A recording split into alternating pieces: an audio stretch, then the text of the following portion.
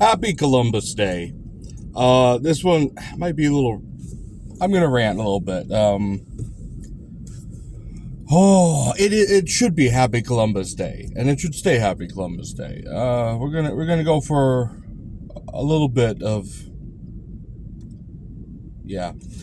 So Columbus does deserve his day, very much so.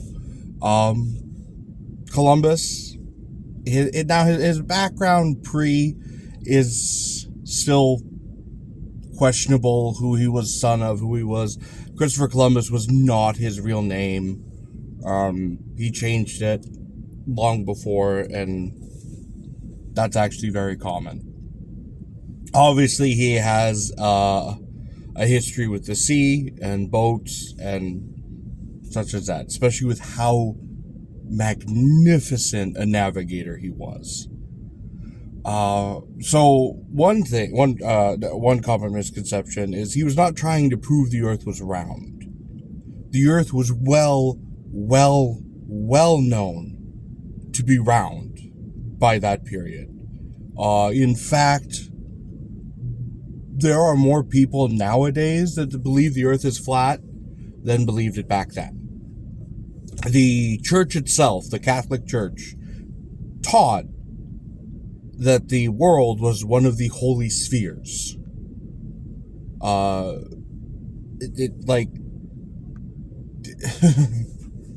sphere.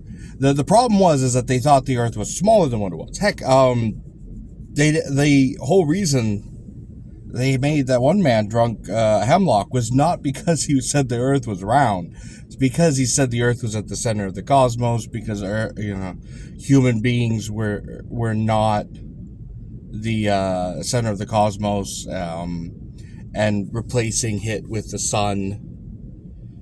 It's a long storied process in a tangent that involves more of basically dogmatic problems more so than it has to do with science. But anyways, he was not trying to prove that the Earth was round. In fact, the biggest problem was that they actually believed the Earth was smaller than what it really was, and so he was just trying to create a new trade route through the open, terrifying water of the Atlantic to the Indies, or India, which technically didn't happen because he ended up hitting a whole new place. Now, why did he call it the East Indies? Here's a little bit of inference, because this is one of the few things that his diaries don't say, or his logs. Technically, I call them diaries because he's writing his thoughts and stuff down there, but it's not like his feel. It's not how we would write. A lot of people write diaries today, where it was a captain's log, where he did write his thoughts and his stuff, but it was thoughts and stuff that dealt with what they were traveling, and his naming of them of the East Indies. He never out and out says it, but we can infer it based on not only on the fact that he knew enough about navigational charts to be able to map and plan an eclipse to the day, which that takes a lot of knowledge of navigational charts, and the fact that, he can look at the stars. He knew the star charts in India. He'd been to India the other way. So I'm fairly certain that he knew he was not in India. But the thing is, and this is, again, some inferences, because we know in legal battles with the Spanish king and queen, he used this argument that they had a treaty at the time with the Indian kingdom. And if these were the East Indias, they couldn't break their treaty. Well, and so a lot of it, I think it had to do with protecting of the indigenous people, especially since we can go on to more of there. And that's actually the whole point of a lot of this thing, is because the replacing of Columbus Day with Happy Indigenous People Day is very disingenuous and comes from a place of hatred and miscaricature of history. Columbus was by no means a saint. No one is a saint.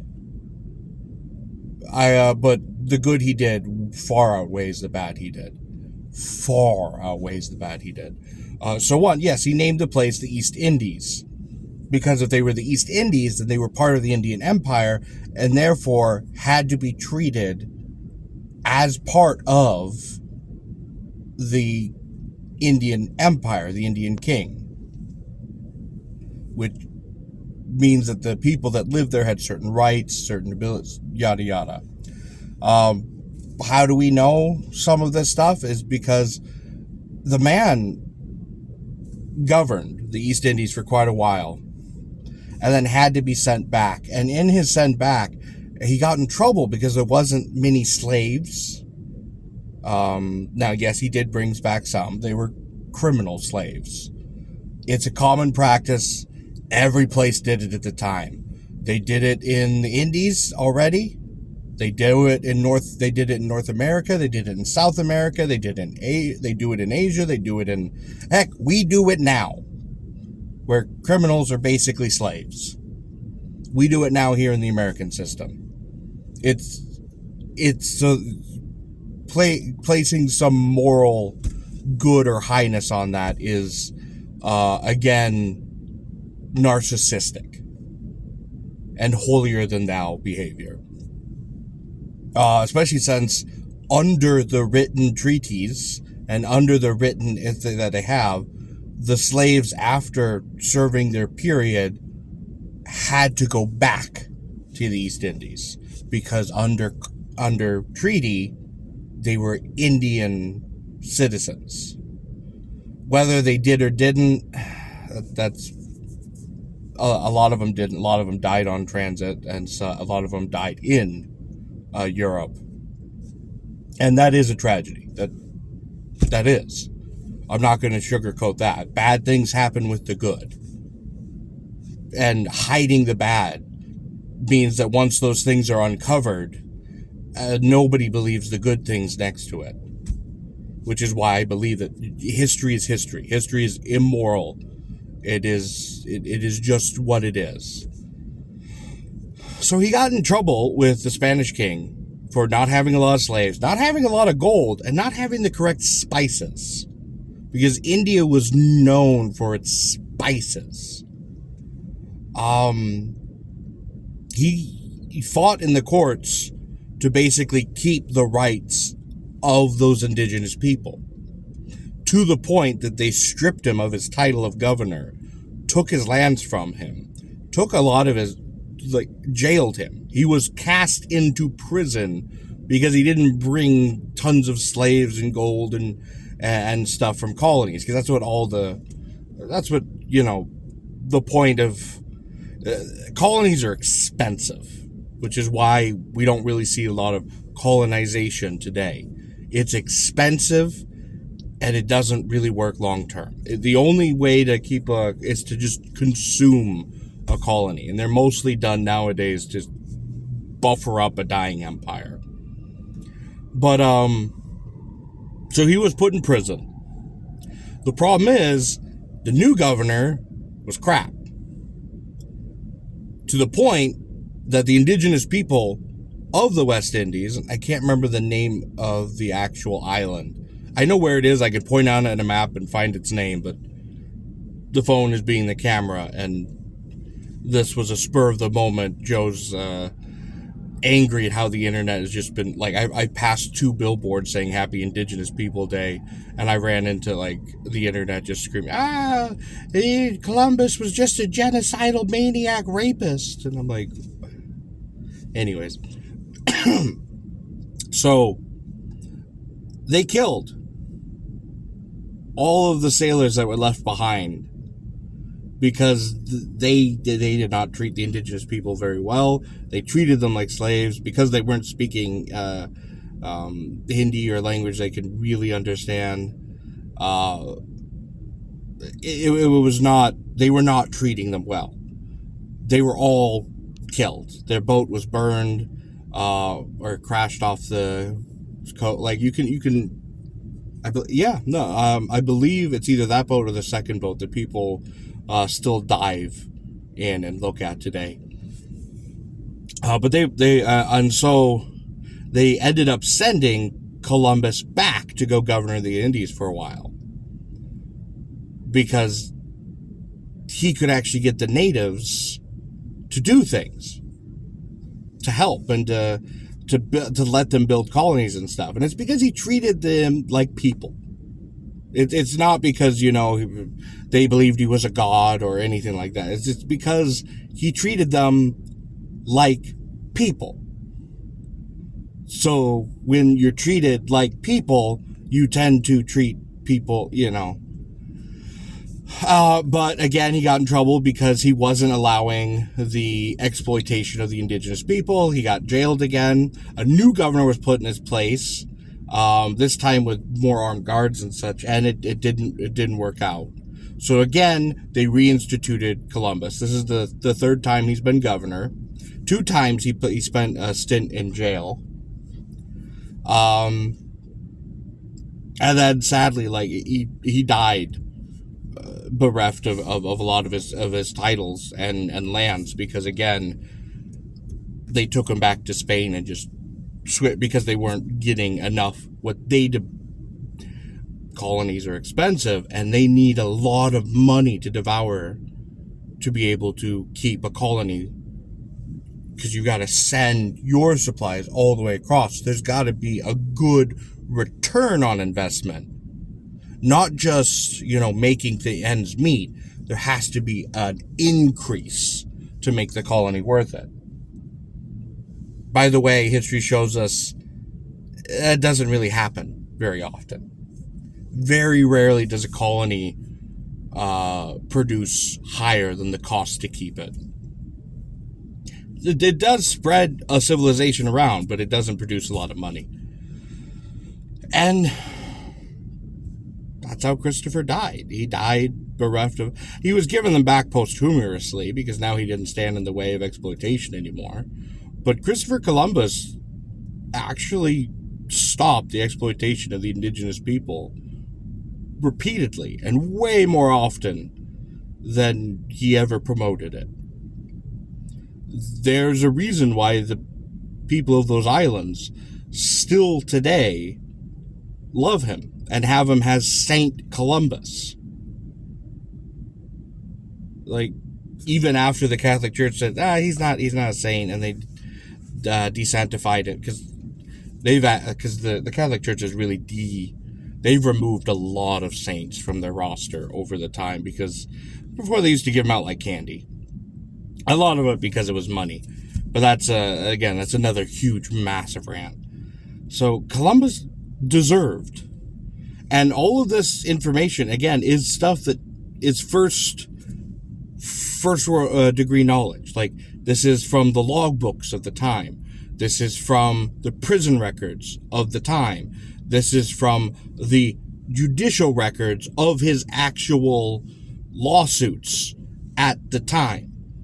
This isn't people looking back, and because a lot of those books that are anti-Columbus today, they'll bring up instances here and there.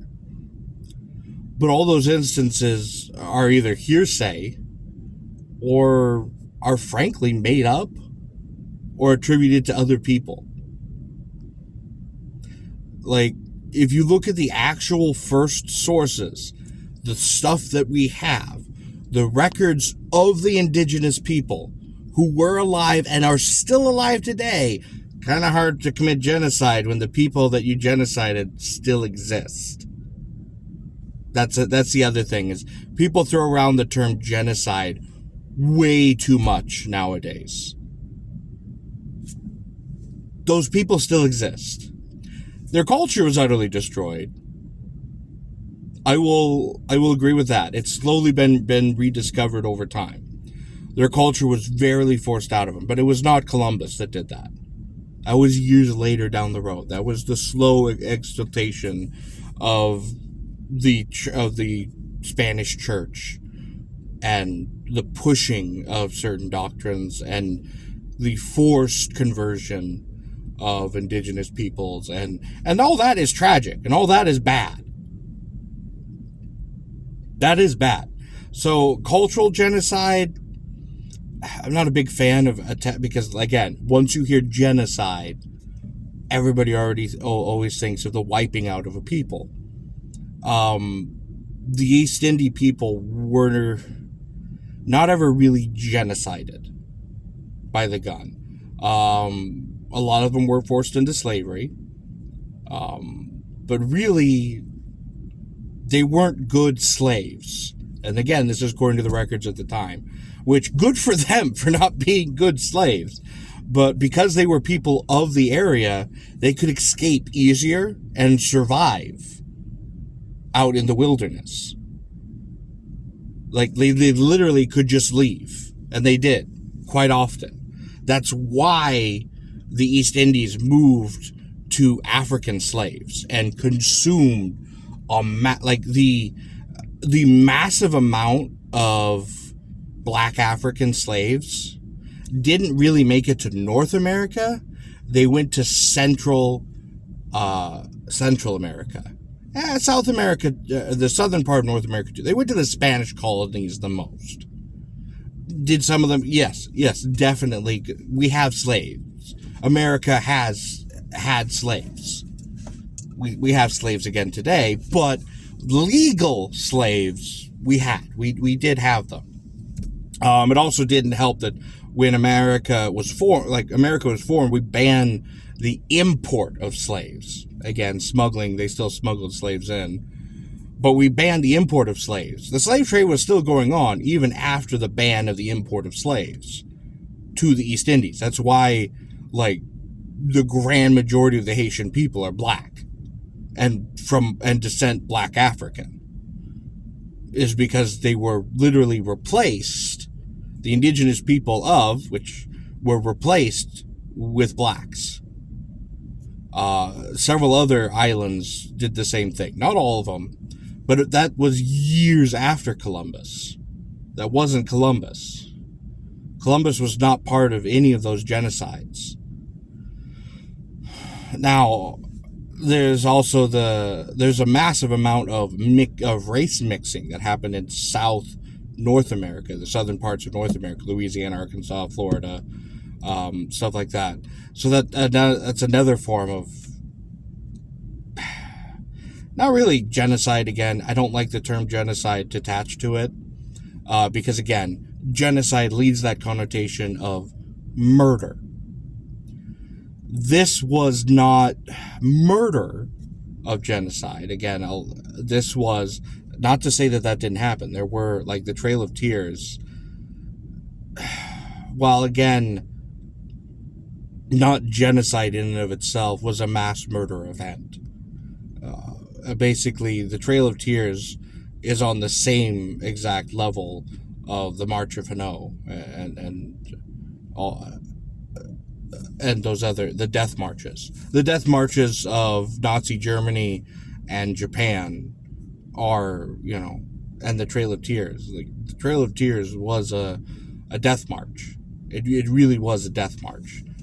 A lot of people forget also that a lot of slaves, black slaves, died on the Trail of Tears. Black slaves owned by the Seminole, the Cherokee, and the various slave groups that were being sent, or the various indigenous, they kept their slaves because they owned slaves.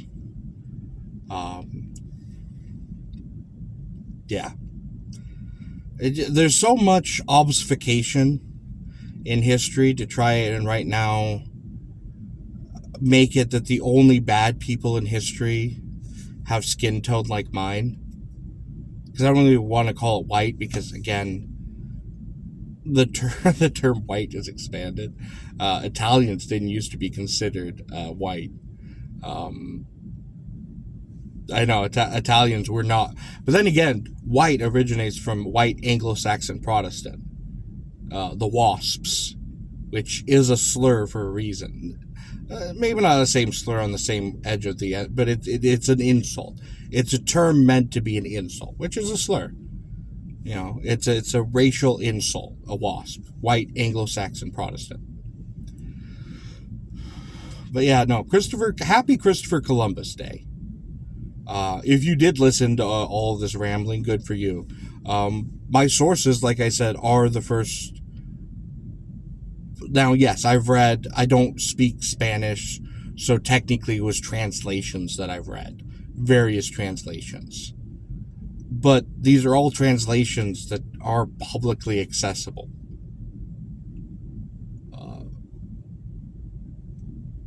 They're not some historian's writings and musings on his thoughts of something else. Like, technically, this is not a first source. Like me, I'm not a first source. Technically I'm a third. I would place myself as a third source because this is all from memory. I'm not writing down the actual source materials, which would be a second source.